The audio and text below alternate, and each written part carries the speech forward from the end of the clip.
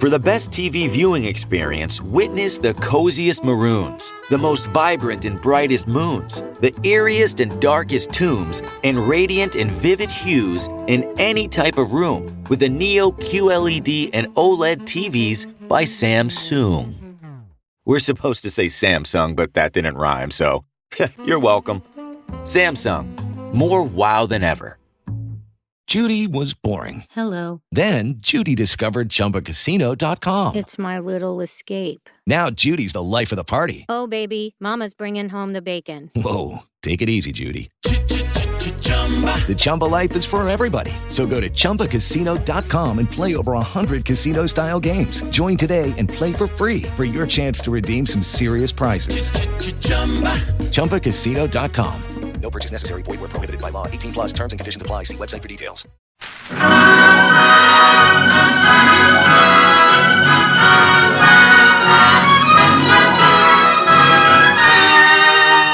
The National Broadcasting Company presents The Magnificent Montague, starring Monty Woolley.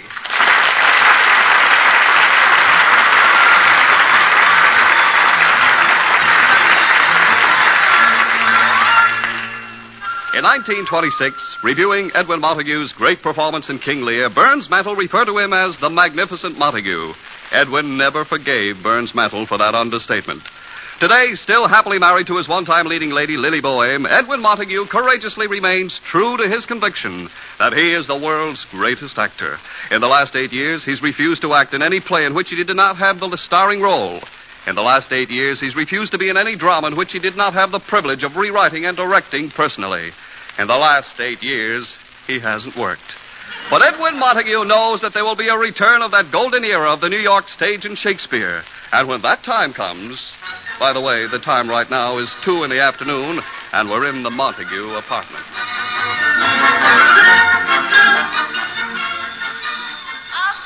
Okay. Take it easy. You'll last longer. The residence of Edwin Montague and Miss Lily Boehm, they ain't up yet. Who knows when? They're actors. It could be 10 minutes. It could be next Tuesday. Who knows? Oh, I'll take it, Agnes. Here, honey. Please get me some coffee. Hello, Charlie?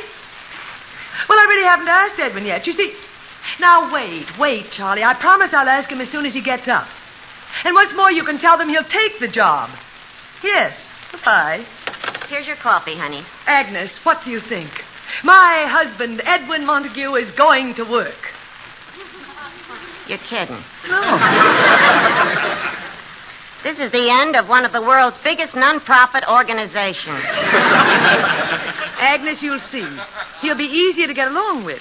He'll be a changed man. Yeah, I guess so. Still, it was kind of fascinating watching him gracefully slide from unemployment insurance into Social Security. So he found a play, huh? Well, it's not a play. He's going into radio. Agnes, my coffee. Oh, leave some dishes for him to smash when I tell him about it. Radio. And he doesn't know yet. Uh-oh. Agnes, a job will snap him out of this dream he has that he's still the foundation of the American theater. Otherwise, he'll spend the rest of his life sitting around the proscenium club with those broken-down hams. You mean the rest of the broken-down hams? Agnes, that'll be quite enough. The big matinee idol. The Sinatra of the 20s.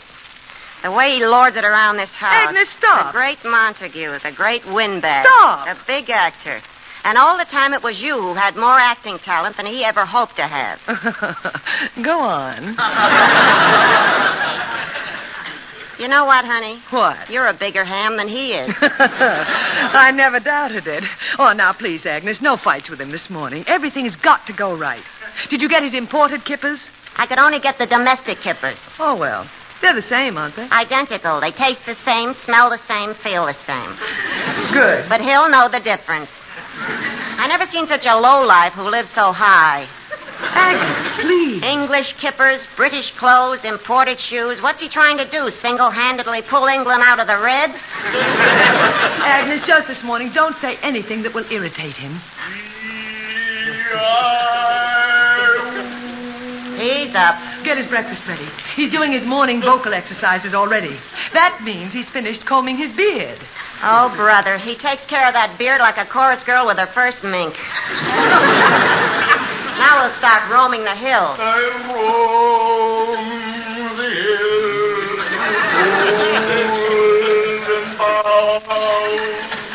Quick, Agnes, here he comes. Good morning, Edwin. Sit down. I roam the hills, Good morning, Lily. He made it.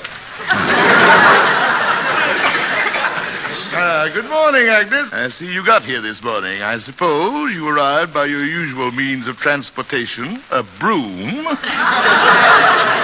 Edwin, please.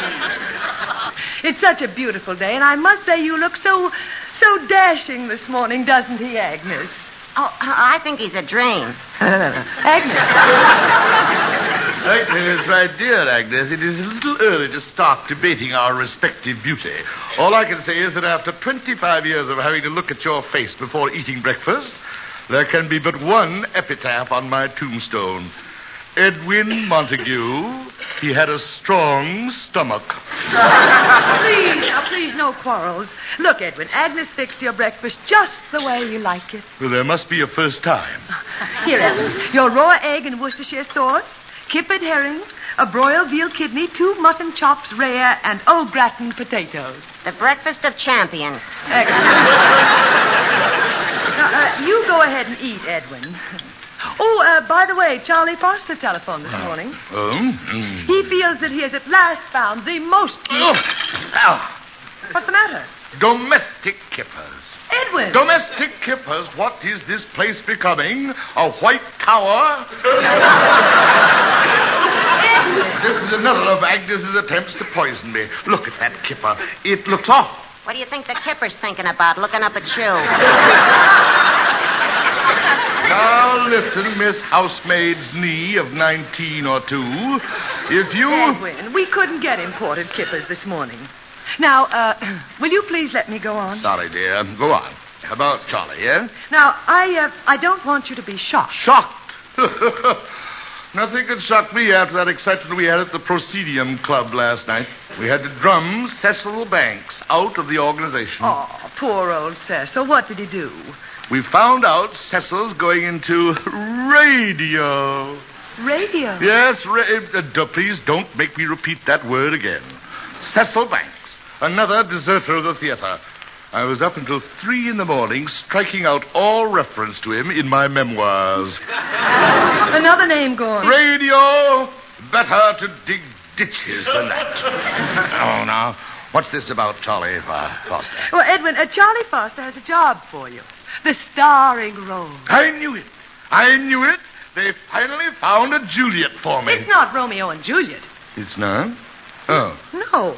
You see, this job that Charlie has for you is... Imagine, in all New York, they can't find a Juliet. If you only hadn't let yourself go, but continue, darling. Tell me about the job. Well? Edwin, what did you mean by if I just hadn't let myself go? Oh, now, Lily, I didn't mean your looks or your going to seed or anything like that. Well, just what did you mean? Well, I meant, you found new interests. Every afternoon, you're busy as secretary of the Women's Bird Watchers of America. That's all I meant. Oh. Why, Lily, honey, you're still as charming and as captivating as the day I first picked you out of the chorus of the naughty little princess and made you my leading lady. Now, what about this job? Edwin, I honestly don't want to bring this up again. But once and for all, it's got to be settled between us. I was not in the chorus of the naughty little princess. I was the star. Oh, no, not that again. And you didn't pick me to be your leading lady. David Belasco had to talk me into it. You were known as the worst scene stealer on the American stage. I, a scene stealer? Let's face it, darling. I spent 5 years on the stage with you before I knew there was an audience. You so gallantly hid it from me. Oh, so that's how you felt. This, then, is my penalty for loving an envious woman. Envious? I never envied you, Edwin. I stood aside as you took your bows. I was content and happy. But in all decency, allow me the memory of the little success that I did have. Say that again. The whole thing? No, just the end. But allow me the memory of the little success that I did have. Gad, what a reading. What resonance and fire. Oh, Lily, you've still got it, old girl. You've still got it. Bravo, bravo. stop it, both of them. Go ahead, darling. Anything you want me to do. Just Anything? Yes. Strike while the iron's hot. Edwin, this job Charlie has for you is, of course, the starring role. Yes. Well, what is it? An afternoon radio program. Excuse me, I have a pretzel in the oven. Stay here. It had to be my own wife who said that. It couldn't have been a stranger. A stranger I could strangle, crush, and trample into the ground for suggesting that I, Edwin Montague, go into radio. But Edwin... Silence! Edwin Montague in radio? Never! Not as long as there is breath in my body. Well, you'd better have breath in your body, because unless you get a job, there'll be no food in it. You mean our money is gone? Darling, what do you think I've been using for the last 8 years to pay for your imported kippers? Your imported cigar bands? Now, this radio job... Radio! No, I'll dig ditches first. Edwin, what is this newfound confidence you have in digging ditches? The only time you ever held a shovel was in the play Hill of Gold, and then on opening night you used the wrong end. Oh, Lily, anything but radio. My friends at the Presidian Club will stone me. The Shalimar Soap Company will pay $200 a week. No one will know it's you. There will be absolutely no publicity. Oh, no, Lily, I can't. Not radio. That's what killed the stage. Nonsense. If I must sell soap, let me at least maintain my pride and do it from door to door. Edwin, are you going to take the job? To be or not to be, that is the problem. That is the question. That is the question. Whether... Edwin, yes or no? Well? No one will know it's me? Nobody. Of course, you know, if the news leaks out that I'm in radio, I shall automatically commit suicide. Naturally. Well, Edwin? Oh, that this too solid flesh would melt and resolve itself. Thaw and resolve itself. Thaw and... Edwin, are you going to take the job? To be or not to be. Edwin, it pays $200 a week. The starring role? You play a character called Uncle Goodheart. Uncle... Death, where is thy sting? Well, Edwin, yes or no? I must bow to the fates. Yes. Edwin, I'm proud of you. I'll call Charlie. Please. And now, if you'll excuse me, I'll retire to my study where I'm going to make the final revision on my memoirs. I am going to strike my own name out of it.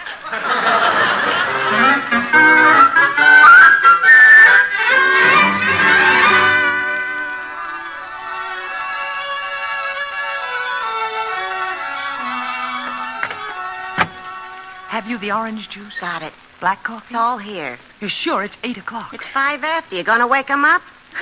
Here goes. Edwin, darling, time to get up and go to the radio station for your first program. Try again. Put some beef in it. Edwin, darling, it's time to get up. Help me out, Agnes. Okay, you take one ear, I'll take the other. Let's go. Edwin, darling, it's time to get up. Wait. He's stirring. What's happened? What is it? Time to get up, darling. It's 8 o'clock. 8 o'clock. 8 o'clock? Gad, I've overslept. No, dear, you don't understand. It's 8 o'clock in the morning. Morning? Well, that's ridiculous. Look, it's dark. The sun shines in the morning. I read that in a book somewhere. Now, sit up, sweetheart. Agnes, the black coffee. Right. I hope it's still hot. It is here. All right. Now, Edwin, this coffee... Edwin? Come on, Agnes. Edwin, darling, it's time to get up. Oh, Lily, this is ridiculous. Why, even as a baby, I never got up until noon. Now, just drink this coffee, sweet. Lily, I can't be seen at this hour. They'll think I'm a burglar. And you have to be at the studio at 9. Now, no more nonsense. Agnes, the brown suit, a white shirt, and brown tie. Coming up. Now the shoes and socks. Here, honey. Thank you. All right, Edwin, you dress what... Edwin? Once more, Agnes. Edwin, darling, it's time to get up. All right, I'm up.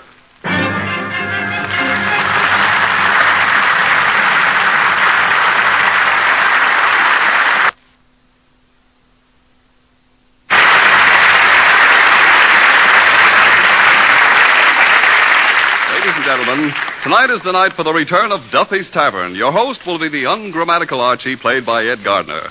Duffy won't be there as usual, but he will be represented by his undeniably charming daughter, Miss Duffy. Clifton Finnegan and Eddie the waiter will also be on hand to join in the mischief, which Archie will undoubtedly cook up. The chimes are your invitation to top Friday evening listening later tonight with Duffy's Tavern over most of these NBC stations. And a reminder, this Sunday on NBC, it's the big show once again, an hour and a half of the best in comedy, music, and drama.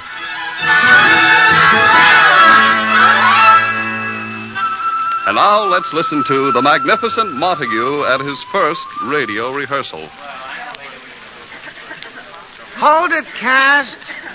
Before I start directing you in the first rehearsal of Uncle Goodhart, Mr. Springer, our head of production, would like to say a few words.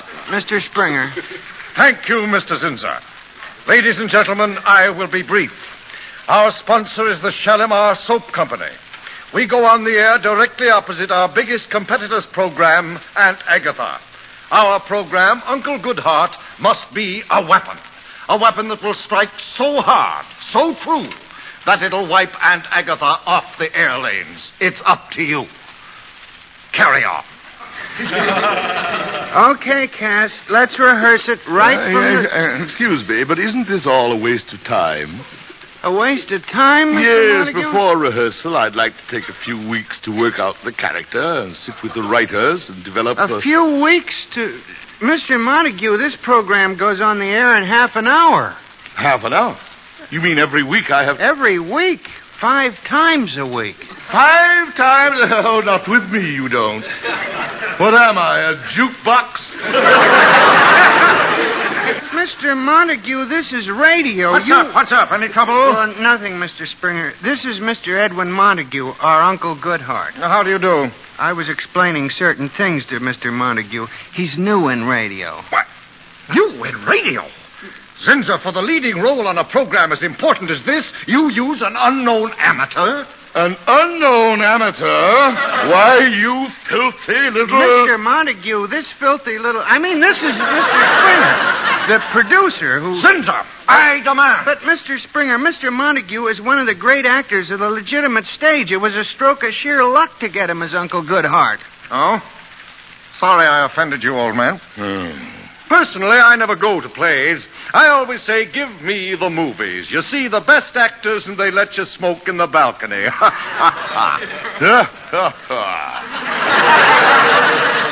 The movies. My dear sir, it's men with brains like yours that make morons overconfident.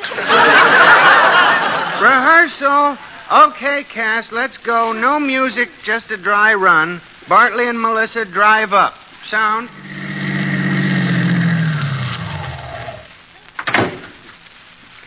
That must be the cottage over there, Bartley. Do you think he's home? Oh, he's got to be. It's our only hope. Oh, look. That must be he coming to meet us. Hello, Uncle Goodhart. Hello, and bless you. Hold it. Mr. Montague, you were off mic. Off mic? Yes. Please speak into the microphone. Thank you, but I don't use a microphone. Yes. Let's take it from... I beg your pardon, Mr. Montague? I said I don't use a microphone. You don't use a microphone? My good man, this may seem strange to you, but I come from an era of the theater where an actor's voice did not need the aid of these artificial doodads in order to be heard. My voice projection is famous, you know. But, Mr... Never! The voice that has shaken the very last Rosemary Theater in New York refuses to be party to this mechanical subterfuge. Mr. Montague, radio... Never. Now. What's the trouble? Oh, nothing, Mr. Springer. It's just that Mr. Montague doesn't want to use the microphone. Now, if he doesn't want to use the... He doesn't want to use the microphone. He doesn't want to use the microphone. I assure you I can be heard without a microphone. How about the people in Denver? Zinzer, I hold you personally responsible. Please, Mr. Montague, ever since I saw you in Macbeth when I was just a child, you've been my idol. Please trust me when I say, in radio, you have to speak into a microphone. Well, very well. So you saw me in Macbeth, eh? Remember this? I will not yield to kiss the ground before young Malcolm's feet, and be baited with the rabble's curse. I throw my warlike shield. Lay on, Macduff! Huh? Wonderful, wasn't it, Mr. Springer? Zinzer, remember when I said without a microphone they wouldn't hear him in Denver? Yeah? I think he could do it. But we'd better get on. Mr. Montague, we'll take it from where Melissa and Bartley approach you. Page 5. Page 5. Here it is. That must be the cottage over there, Bartley. Do you think he's home? Oh, he's got to be. It's our only hope. Oh, look. That must be he coming to meet us. Hello, Uncle Goodhart. Hello, and bless you, my children. Why, as I live and breathe, if it isn't Zeke Chickering's little girl, Melissa. Oh, Uncle Goodhart. And mercy me, child, for the way you're blushing, I'll bet this tall, good-looking fellow with you is your beau. Now, fess up. Fess up. Please, Mr. Montague. Fess up. I should very much like to meet the writer of this epic. I've never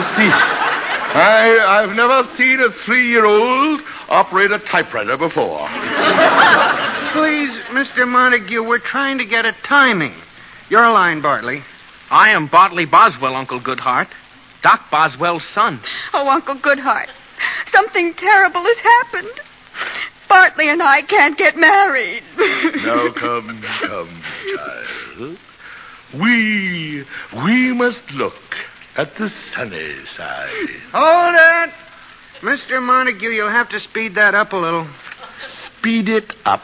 Yeah. When you see me twirl my index finger like this, it means speed it up. Your index finger. Mr. Zinzer, I am an actor, not an orchestra. And I refuse to be conducted like a 3-piece band. I shall read it as I feel it, and you keep your finger out of it. But Mr. Montague, the character... Young man, are you telling me, Edwin Montague, how to read a character? All I was... You, a radio director. The lowest point a man can sink to and still stay out of jail for vagrancy. You dare to do what even the great Velasco never presumed to do? Tell Edwin Montague how to play a character? 1 minute to our time. 1 minute. Mr. Montague, the script is timed for a certain speed. You must fit into it. I fit into this anthology of cliches. It must fit into me. Zinzer, get rid of this troublemaker. I'm going. 30 seconds. Where's my hat? Mr. Montague, we're going on the air. It's a gray Homburg with a green feather. Sabotage! That's what it is. Mr. Montague, you can't walk out. I won't. I'll run.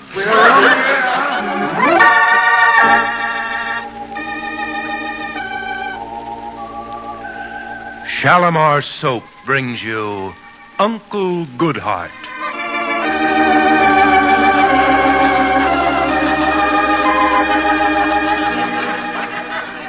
He was sent here by Sapperoni Soap. He's a dirty spy. Oh, you swine. I'll pull your nose off and let the air out of your head. Quiet, please. We find gentle, kind, lovable Uncle Goodhart seated on the steps of his little vine-covered cottage, waiting to give comfort and counsel to the weary traveler. Listen. Zinzer, the show's begun. Mr. Montague, do the character any way you want to. Anyway? Very well.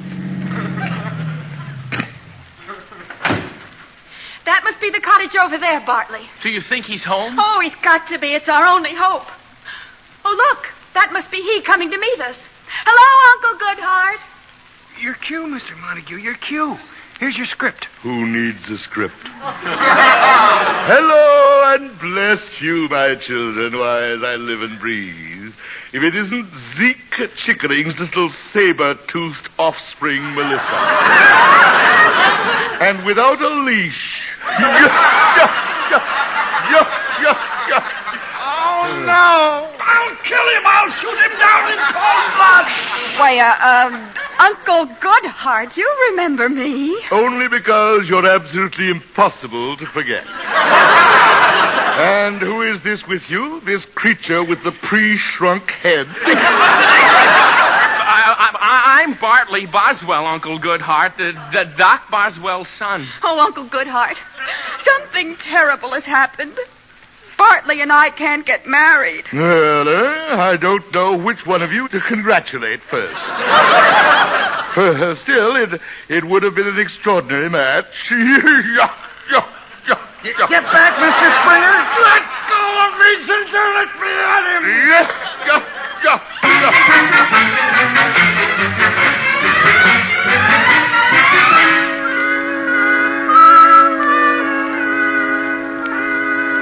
Agnes, that sounds awful. What else did he say on the program? Then he tells us Bartley and this Melissa there's only one solution for their problem.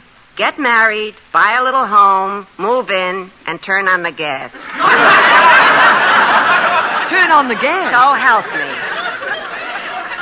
At the end of the show, they made an announcement. The ideas expressed on this program are not necessarily those of any human being. I'm so afraid something's happened to him. It's been an hour since his program was over. Maybe he's in jail. There must be a law against what he did to the air. Agnes, this is no time. Shh, here he comes. Edwin, what happened? Well, it's been over an hour. Sorry I'm late, dear. I had to keep circling and backtracking to shake them off my trail. Well, the phone's been ringing continually. A Mr. Zinsser and a Mr. Springer have been trying to get you. Lily, you didn't tell them where we live. Now, Edwin. I think Springer carries a gun. I saw him reaching for something as he lunged at me when I ran out of the studio. Well, he should have caught you. I was at the birdwatcher's office, but Agnes heard the program. The whole thing? The whole thing. Even... Even... Oh, Lily, after what I did to it, radio can never recover. The theater shall live again. Oh, Agnes, there's someone at the door. Edwin, how could you have done... I struck a blow for the theater. I stand here brave and unafraid. It's the Mr. Zinsser and Mr. Springer. Lily, you have to hide me. Show the gentleman in. This way, boys. Check your hardware. Now, look here, Springer. The man who brought you up the elevator is a Golden Gloves champ. I can have him here in 2 seconds. Mr. Montague, if you wish me to crawl at your feet, command me. Crawl at my feet? Mr. Montague, will you ever forgive my horrible presumption in trying to tell you, the master, how to play a character? What is it? If you wish me to kiss your boots, command me. Look, if you came up here just to make love to my feet, you're Mr. Montague, the moment Uncle Goodhart went off the air, the telephone switchboard at the station lit up like a Christmas tree. Listeners all over the country are still calling to tell us at last a real down-to-earth character's been heard on radio. A real? Why, man, you hit the nation with the impact of a howitzer. I did? How could we have been so blind? It was you with your unerring dramatic sense who knew that the public wanted a contrast to the sweet, kindly, sentimental old homey radio characters. You gave them something new, a salty, down-to-earth, real, living Uncle Goodhart. It's the greatest thing since Just Plain Bill. Just plain who? One man telephoned all the way from Council Bluffs, Iowa, just to say, yuck, yuck, yuck. It's sweeping the country. Gad. Come, Zinsser. We must let Uncle Goodhart rest so he can reach new heights in tomorrow's episode. See you in the morning, Mr. Montague. Silly, they're crazy. They're madmen. People listened to that horrible thing I did, and they liked it. The Magnificent Montague does it again. What have I done? What have I done? Well, whatever you did, dream boy, keep doing it. It means imported kippers from now on. Lily, you've missed the whole point. The whole point? Yes, it just struck me. Here I was doing my best to be bad, and I couldn't. What came out was great. Well, of course. Lily, I suspected it for many years, but now at last I know. I am truly magnificent.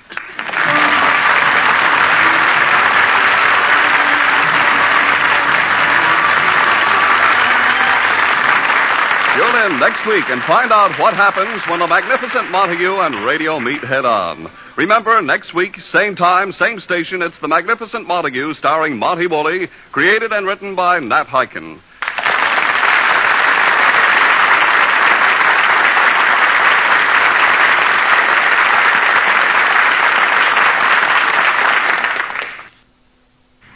This is NBC, the national broadcasting company.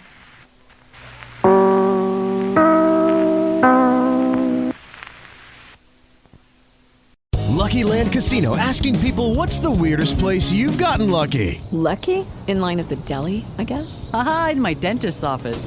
More than once, actually. Do I have to say? Yes, you do. In the car before my kids' PTA meeting. Really? Yes. Excuse me, what's the weirdest place you've gotten lucky? I never win and tell. Well, there you have it. You can get lucky anywhere, playing at LuckyLandSlots.com. Play for free right now. Are you feeling lucky? No purchase necessary. Void where prohibited by law. 18+. Terms and conditions apply. See website for details.